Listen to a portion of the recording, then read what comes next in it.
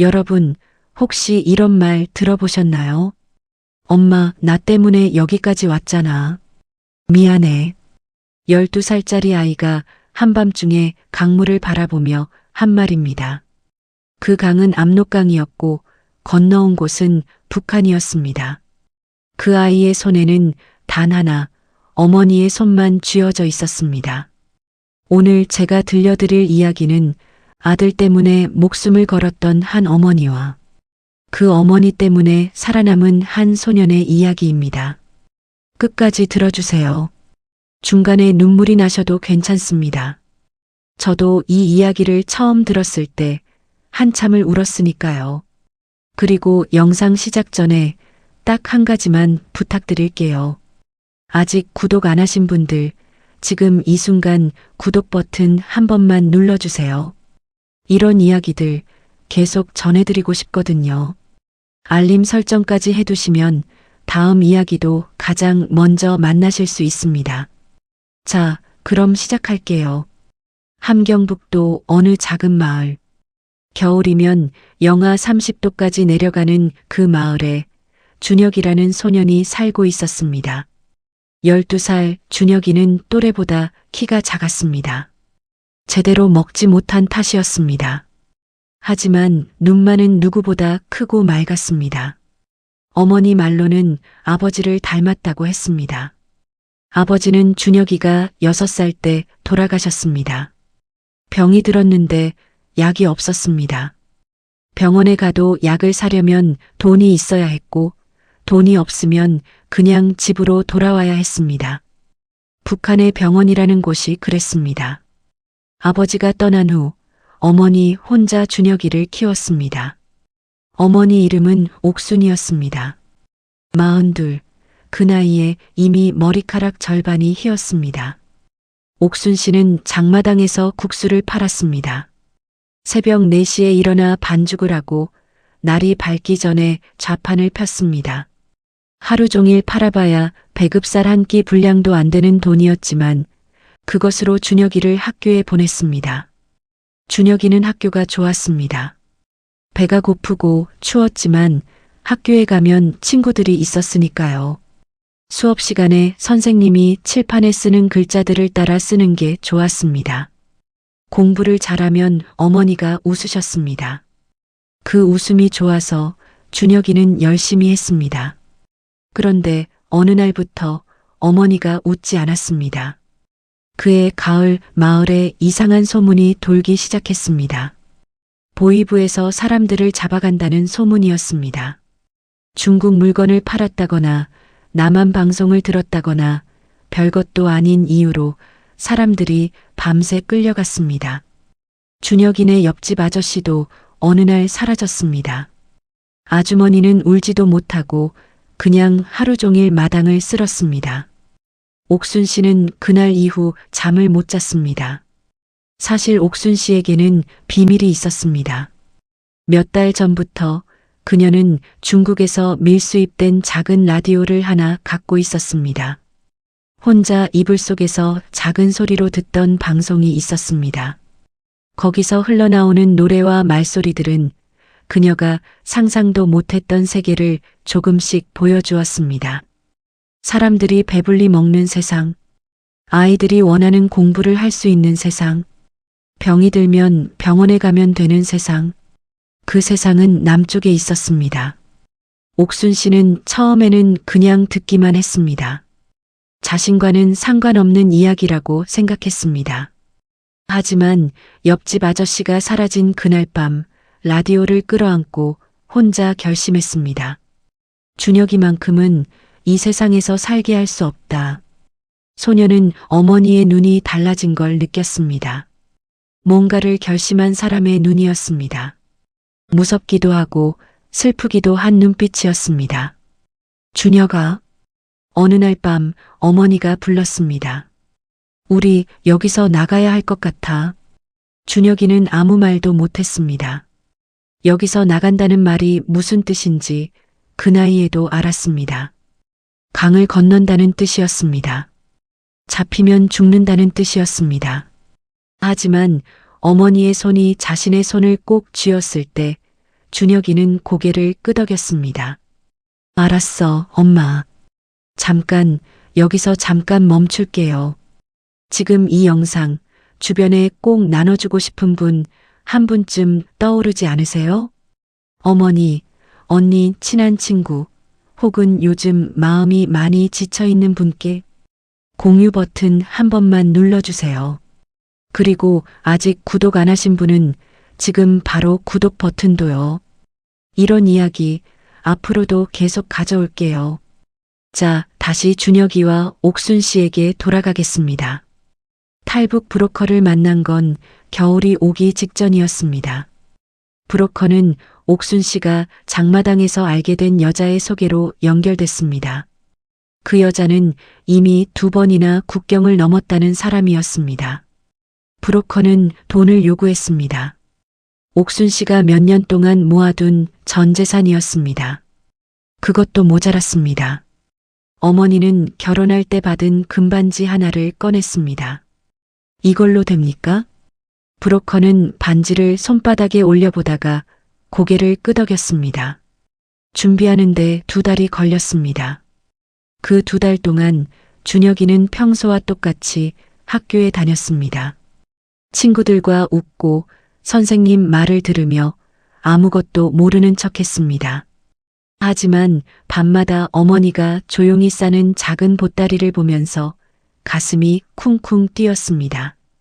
드디어 그날 밤이 왔습니다. 12월 초였습니다. 압록강이 얼기 시작하는 시기였습니다. 얼음 위를 걸어서 건너야 했습니다. 브로커는 새벽 2시에 오라고 했습니다. 어머니는 준혁이를 꼭 안아주었습니다. 아무 말 없이 오래 안아주었습니다. 그리고 말했습니다. 준혁아, 엄마 손 절대 놓으면 안 돼. 알겠지? 응, 엄마. 어떤 일이 있어도 엄마 손 꼭 잡아. 응. 뛰라고 하면 뛰고 엎드리라고 하면 엎드려. 소리 내면 안 돼. 절대로.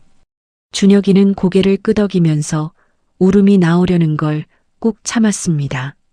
강가에 도착했을 때 어둠 속에서 브로커와 다른 사람 2명이 기다리고 있었습니다. 젊은 여자 2이었습니다. 그들도 떨고 있었습니다. 얼음 위에 발을 내딛는 순간 준혁이는 자신의 다리가 떨리는 걸 느꼈습니다. 추워서 떨리는 건지 무서워서 떨리는 건지 알 수 없었습니다. 어머니의 손이 더 세게 쥐어졌습니다. 강은 넓었습니다. 걷고 또 걸었습니다. 중간쯤 왔을 때 멀리서 불빛이 움직이는 게 보였습니다. 경비대였습니다. 브로커가 낮은 목소리로 말했습니다. 엎드려. 5명이 얼음 위에 납작 엎드렸습니다. 뺨이 얼음에 닿는 순간의 차가움을 준혁이는 지금도 기억한다고 했습니다. 그 차가움보다 더 강하게 기억나는 건 어머니의 손이었습니다. 엎드린 채로 손을 내밀어 준혁이의 손을 찾은 어머니의 손. 불빛은 천천히 멀어졌습니다. 브로커가 속삭였습니다. 뛰어. 5명이 일어나 뛰었습니다. 얼음 위를, 어둠 속을 숨도 못 쉬며 달렸습니다. 그리고 강을 건넜습니다. 발이 땅에 닿는 순간 옥순 씨는 주저앉았습니다.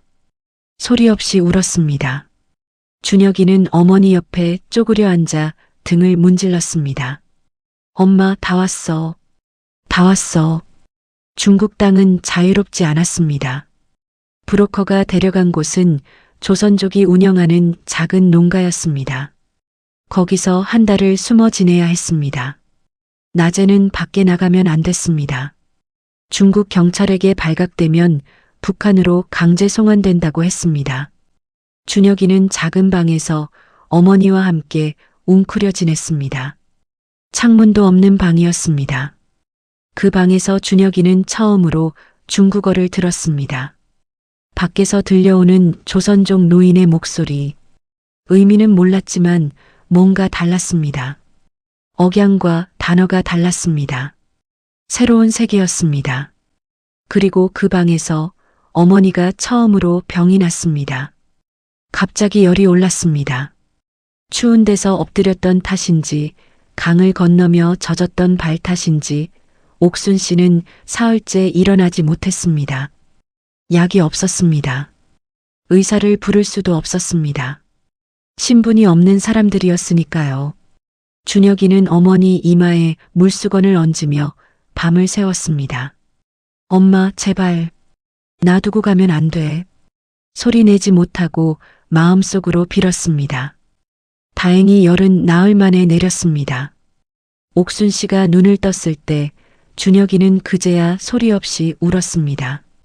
그로부터 2달 후 그들은 도움을 받아 몽골로 이동했습니다. 중국에서 몽골로 넘어가는 길도 험했습니다. 사막 같은 땅, 철조망, 밤새 걷는 행군. 준혁이는 발에 물집이 잡혀 터지고 굳은 살이 생겼습니다. 그래도 어머니의 손이 있었습니다. 몽골에서 한국 대사관을 찾아갔습니다. 그곳에서 처음으로 한국 사람들을 만났습니다. 담당자가 물었습니다. 어디서 오셨어요? 함경북도요. 아드님이세요? 네. 어머님, 정말 고생 많으셨어요. 그 말 한마디에 옥순 씨는 오랫동안 참았던 울음을 터뜨렸습니다. 준혁이는 어머니 손을 꼭 쥐었습니다. 이번엔 어머니가 아니라 아들이 먼저였습니다. 여기서 잠깐 여러분께 여쭤보고 싶어요. 지금 이 이야기를 들으면서 마음속에 누군가 떠오르지 않으셨나요? 고생 끝에 자식 하나 잘 키워내신 어머니. 아무 말 없이 묵묵히 버텨온 분들. 이 채널은 바로 그런 분들의 이야기를 담는 곳입니다. 세상이 알아주지 않아도 누군가는 기억해야 하는 이야기들이요. 구독 버튼 아직 안 누르셨다면 지금 눌러주세요. 그리고 좋아요도 한 번만 눌러주시면 이 이야기가 더 많은 분들께 닿을 수 있답니다. 그럼 계속할게요. 한국에 도착한 건 봄이었습니다. 인천공항 문이 열리는 순간 따뜻한 바람이 들어왔습니다. 준혁이는 그 바람 냄새를 맡으며 생각했습니다. 이곳이 우리가 오려던 곳이구나. 하나원에서 사회 적응 교육을 받는 동안 준혁이는 태어나서 처음으로 컴퓨터라는 것을 보았습니다. 인터넷이라는 것을 배웠습니다. 세상에 이렇게 많은 정보가 있다는 걸 그제야 알았습니다. 그런데 하나원을 나온 후부터가 진짜 싸움이었습니다. 임대 아파트 한 채를 배정받았습니다. 텅 빈 방이었습니다. 가구도 밥솥도 아무것도 없었습니다. 지원금이 나왔지만 세상을 모르는 두 사람이 쓸 줄 몰랐습니다. 마트에 처음 갔을 때 준혁이는 물건들이 너무 많아서 어지러웠다고 했습니다.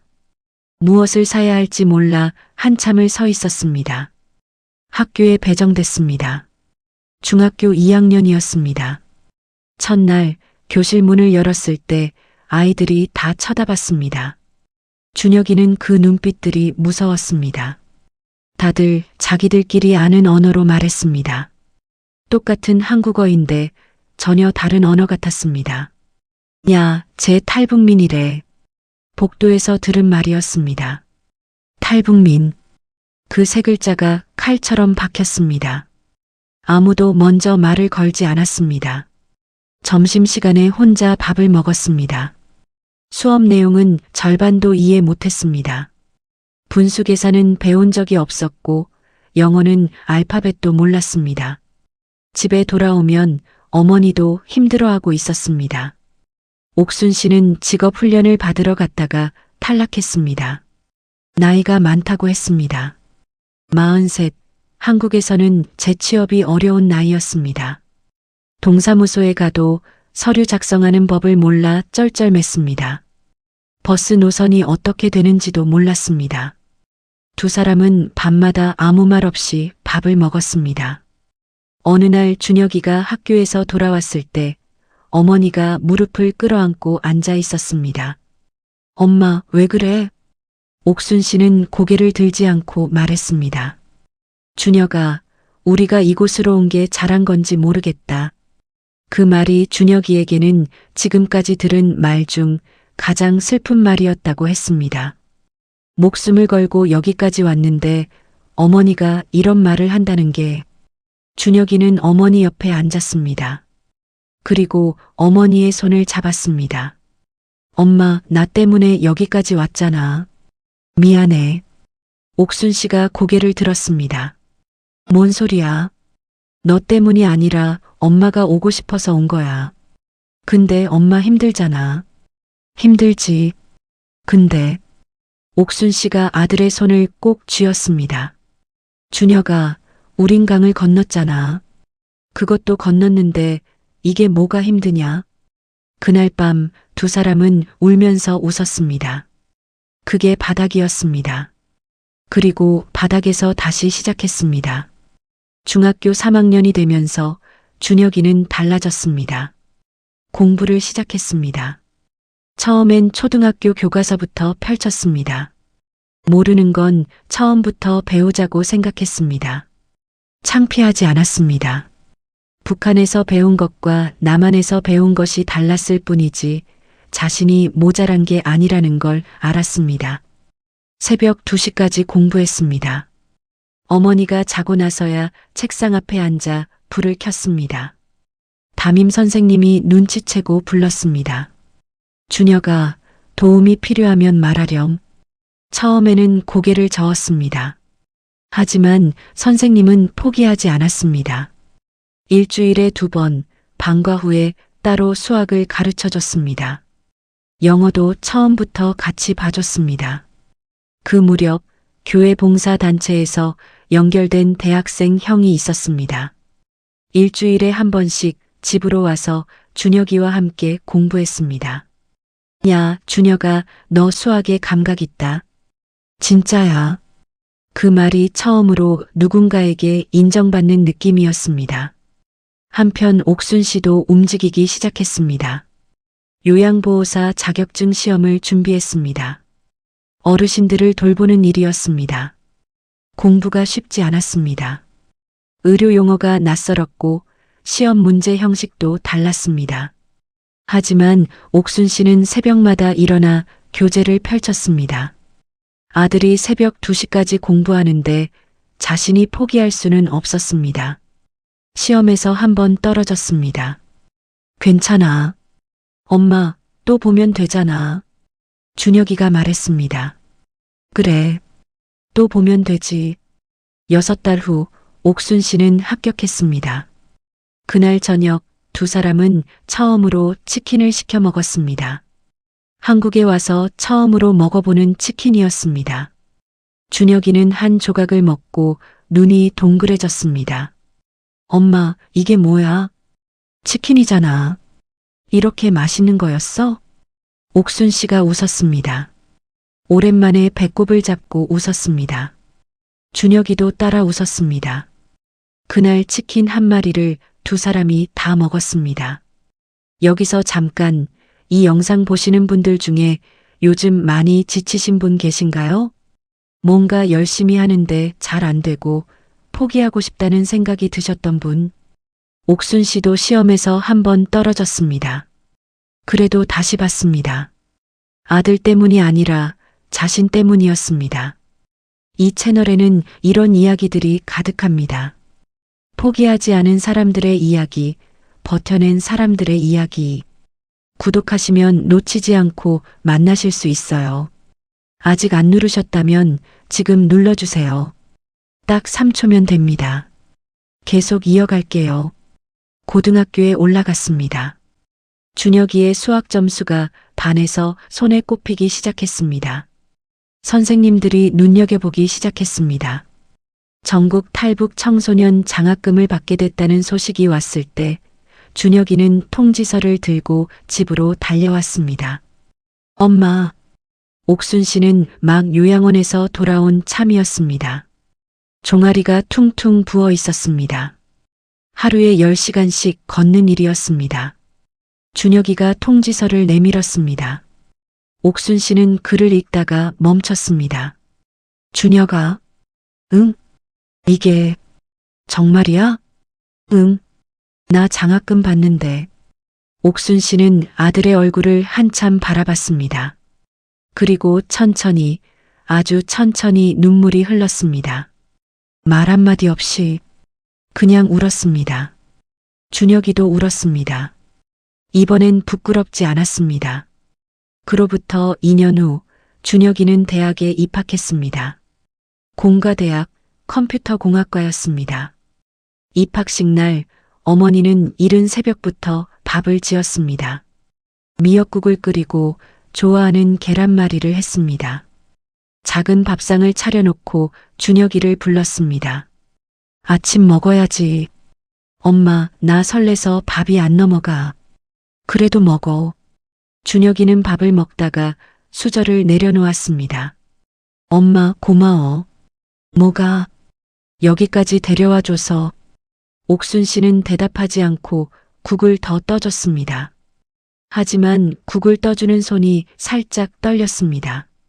입학식장에서 준혁이는 어머니 손을 잡고 걸었습니다. 이제는 소년이 아니었습니다. 어머니보다 머리 하나는 더 큰 청년이 됐습니다. 그래도 어머니 손을 놓지 않았습니다. 옥순 씨가 말했습니다. 준혁아, 응? 너 압록강 건널 때 기억나? 당연하죠. 그때 엄마가 손 놓으면 안 된다고 했잖아. 응. 이젠 엄마가 네 손 잡아도 되겠다. 준혁이는 어머니 손을 더 꼭 쥐었습니다. 엄마, 나 이제 이 손 절대 안 놔. 대학 2학년 준혁이는 탈북 청소년 멘토링 봉사단체에 들어갔습니다. 자신이 받은 도움을 돌려주고 싶었습니다. 처음 만난 아이는 11살 여자아이였습니다. 함경남도 출신이었고 눈빛이 크고 맑았습니다. 말수가 없었습니다. 학교에서 아무와도 어울리지 못한다고 했습니다. 준혁이가 앉았습니다. 나도 처음엔 학교에서 밥 혼자 먹었어. 아이가 눈을 들었습니다. 진짜요? 응. 영어 알파벳도 몰랐고 분수 계산도 몰랐어. 아이가 조금 웃었습니다. 아주 조금. 근데 지금은요? 지금은 대학교 다니고 있어. 아이가 한참 준혁이를 바라봤습니다. 그 눈빛이 예전 자신의 눈빛 같았습니다. 무섭고 낯설고 그래도 어딘가를 향해 가고 싶은 눈빛. 준혁이는 수학 문제지를 폈습니다. 자, 어느 부분을 모르는지 말해봐. 처음부터 같이 봐줄게. 그날 이후 준혁이는 매주 그 아이를 만났습니다. 어머니도 알게 됐습니다.